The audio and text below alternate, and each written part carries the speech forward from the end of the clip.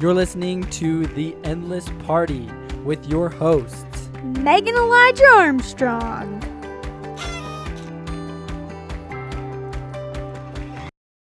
Hi, everybody, and Happy New Year's. Welcome to Happy New Year's. 2024. I just feel like that's crazy to say. It's pretty wild. 2024. It's going to be a good year. Yep. So, for this podcast, I actually did some research on New Year's resolutions and how The success just rate, the success rate and also the stats behind it. just all the things about America and how Americans hold up to their New Year's resolutions. So, what's interesting is at the end of the year, this was on, multiple sources, but at the end of the year, really only 9% of Americans say that they had made New Year's resolutions and felt that they had been successful in them, that they had completed. They say that 23% will drop out after the first week, and 43% of Americans drop out after the first month. And I think the question comes, so how can you, set these New Year's resolutions and stay motivated to keep these goals and have the integrity, like the personal integrity, to stay disciplined to, uphold them the entire year? Yeah, absolutely. It's actually kind of fascinating because coming from a sports background, both my wife and I, goals were enormous in our lives, right? They still are. They were written everywhere. Yep. They were somewhere where we could review them each day, if not multiple times a day. Yeah, we saw them every day, multiple times. And be able to work towards them, right? And so definitely that can help. But the goals that we set as athletes were very realistic. I'm sure most of you have heard of SMART goals, right? Specific, measurable, attainable, yes. Realistic, and time. It's in every college. It's all over the place. I'm going to be honest, I hate SMART goals. I think they're so what's the word I'm looking for? Overused? No, not overused. It's basically when something has too much hype around it that shouldn't. Oh. You know what I'm talking about? Yes. Keep going. I'll think about it. Yeah. So, anyways, that's what I believe that SMART goals are, because I am all about setting goals that are insane. I'm all about setting goals that are just people think you are so foolish for setting them. There's a quote, I can't even remember who it's by, but it's basically like, if you build your castle in the sky, like, fret not. That's where they should be. Now build a foundation under them. Oh, cool. Right? And so it's just this understanding that your goals should be far-fetched. They should make you stretch. They should make you feel like this is almost impossible. Yes. Right? But that can seem incredibly daunting. That can make you shy away from it because you might just think, well, I can't attain that, but at least I wrote it down. Yeah. At least I set a goal. Absolutely. And so people kind of shirk off their responsibility and think to themselves like, well, it's so far out of reach, like, why even try? Right. Yeah, I think, a solution to, this, that situation where I'm in complete agreement with Elijah. I like to set my goals big, and I like to work for them, and I like to believe in them. Like, that's just because that's just who I am. Mm-hmm. But it is really daunting. But I think one of the best things you can do is, you to begin with the end in mind, that principle. Yeah. Where you know exactly where you want to be, you know what the end goal is, but then you start, you make those goals happen by starting with those small and simple changes. Yeah. And small benchmarks. You know? So for example, one of the most common New Year's resolutions is that Americans make is their desire to eat healthier, to lose weight, and to just be more, active, healthy. Right. And so, for example, like if you wanted to lose 50 pounds this year, it's crucial to know that at the end of the year, you want to have lost 50 pounds, right? But if you think about it, how are you, like, the thought of losing 50 pounds, that's, like, really daunting. You know, how are you going to make this happen? But if you, just bring it in, knowing where you want to go, you could start with just losing 1 pound. You could start by cutting out a soda every day. You could start by changing one meal. You could start by exercising for 5 minutes every day, just 5 minutes. And as you accomplish the small and simple steps, they will all come together to help you attain that lofty goal of 50 pounds, and you can do it. But start, maybe your New Year's resolution is to lose the 50 pounds, but maybe your goal tomorrow is to cut out that one soda, to exercise that 5 minutes, to go on that 10-minute walk. And it just is really amazing how in Elijah and my life, in our lives, we've seen how this small and simple perspective totally works. Mm-hmm. And I think one of the cool things that we've really seen it in is this platform. Yeah, so absolutely. We had this idea that we had wanted to make a platform for a long time. Mm-hmm. But the thought of a platform was so daunting. And we just couldn't, I don't know, we just didn't know where to start. And it was just this, I think that's a lot of people's problem. Yeah, right? We just didn't really know where to start. And it just seemed like this huge, big thing. And what ended up happening is we both kind of just started working on this podcast platform for about 5 minutes every day. I just started writing down episode ideas. Elijah kind of got the equipment and the tech together. And slowly but surely, after months of work, we have this platform, and it's been really cool to watch it develop. But the crazy thing is it didn't happen in a day. It happened over the course of months, and it happened with us just putting in a little bit of time every day, mm-hmm. Towards our goal of having this platform. No, absolutely. And that, I think this platform is a perfect example of what we're striving to illustrate here. Is just this understanding that you set a lofty goal to be accomplished by the end of this year of 2024. December 31st, 2024, you want to be done with whatever it is. Sure. Now, by breaking that up into small and simple things on a day-to-day basis, it actually makes it so much easier. It's kind of like that analogy of how do you eat an elephant, right? One bite at a time. You can't just swallow it whole. That's not humanly possible. Mm-hmm. But if you ate one bite at a time, eventually you can eat an entire elephant. That's pretty impressive. Yes. But there's actually an author. His name's James Clear. If you don't know of him, I'm sure you will at the end of this podcast. And he wrote the book Atomic Habits. It's a great book. And what it is just this understanding of small and simple things bring to pass marvelous things.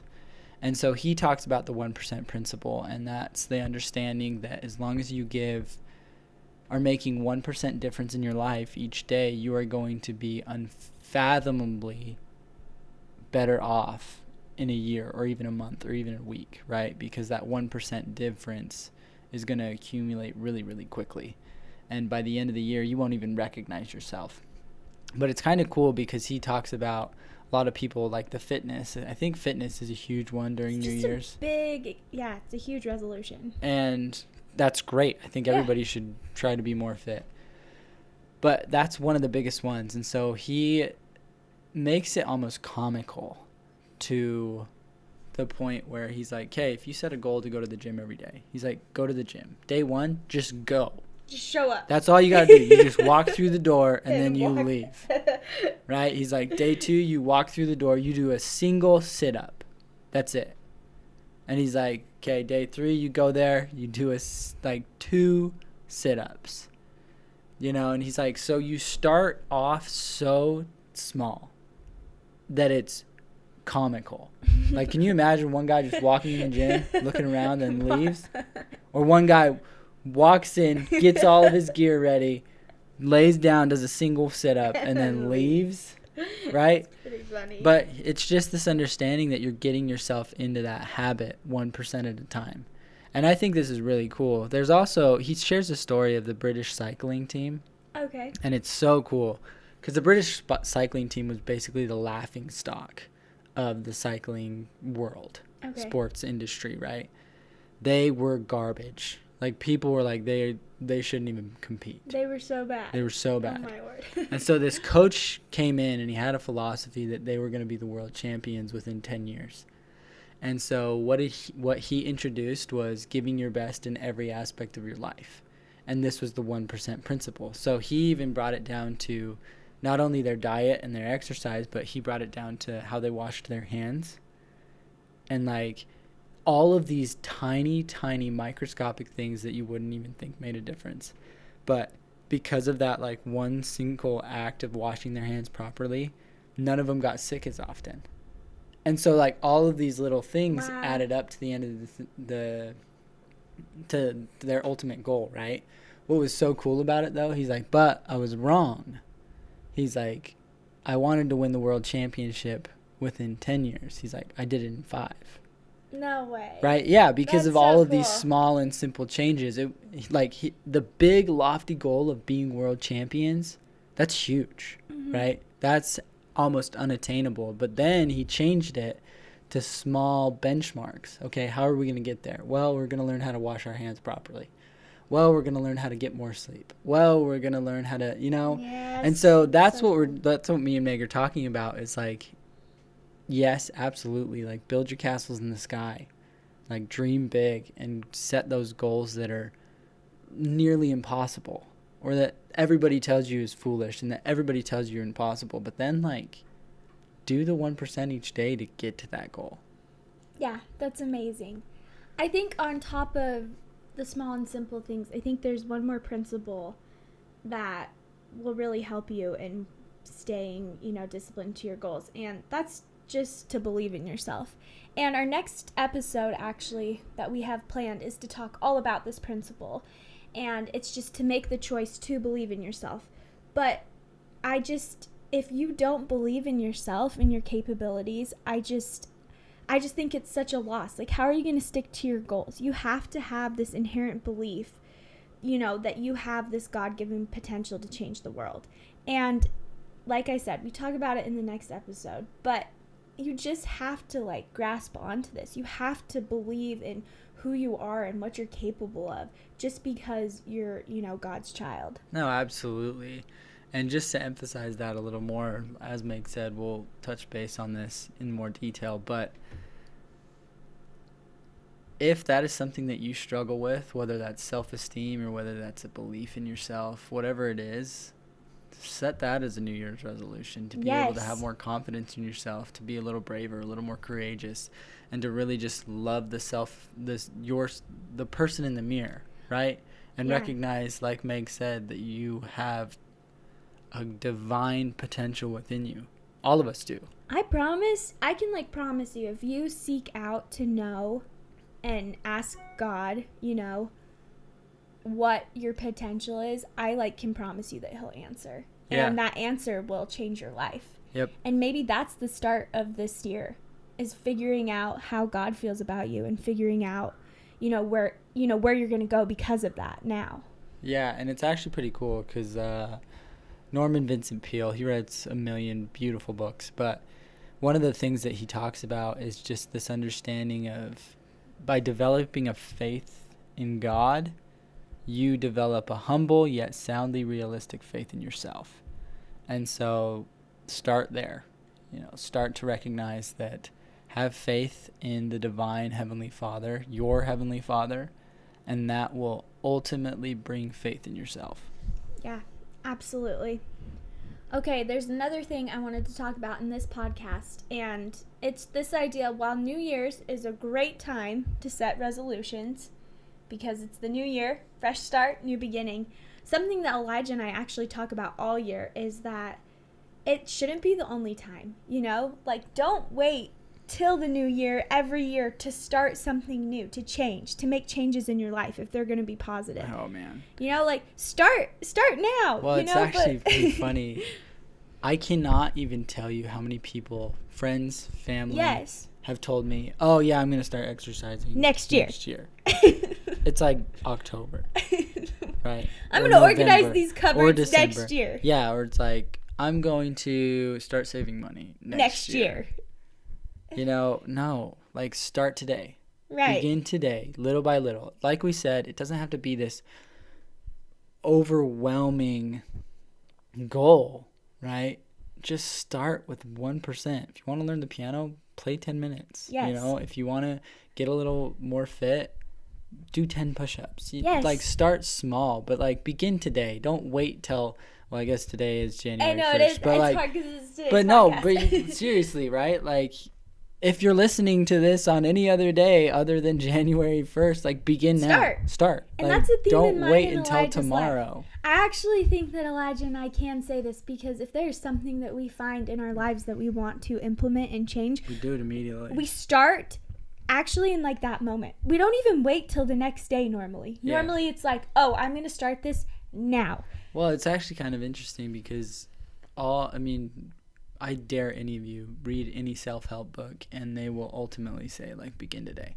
Like, start Like, now. Ogbandino has a quote that basically says, tomorrow only exists on a fool's calendar. Right? Like, at the end of the day, we actually don't really know if we're going to be here tomorrow. Like, the world is very unpredictable. That's true. There's a lot going on. And so today is a new year, so be the best you. Absolutely. But if you're listening to this on any other day, like, be the best you today. Treat today as if it was a holiday, even if it's not. And recognize that you have that potential to be something extraordinary. But don't wait until tomorrow or the new year. Like, begin now. Yes. And then the final thing that we wanted to talk to you guys about is, I kind of referenced it in the beginning, but the two most common American New Year's resolutions are to, 1, eat healthier, live a more healthy lifestyle, and 2, save money. So, in essence, we want to be healthy and look good. Be sexy and be rich. And be rich. That's a big deal. And while Elijah and I are huge believers in We're all about health and we're all about wealth. We're all about health and wealth, and we believe that these two things are, important. Yeah, they're vital. That you need to have them. You need money and you need your health. Like, Yes. that's a huge part of, I think, finding the fulfillment in life. But they're not the end-all, be-alls. No, absolutely not. And I think that's just what the last thing that we want to touch on is this understanding that you are more than just the wealth of the world or what the world deems as success, right?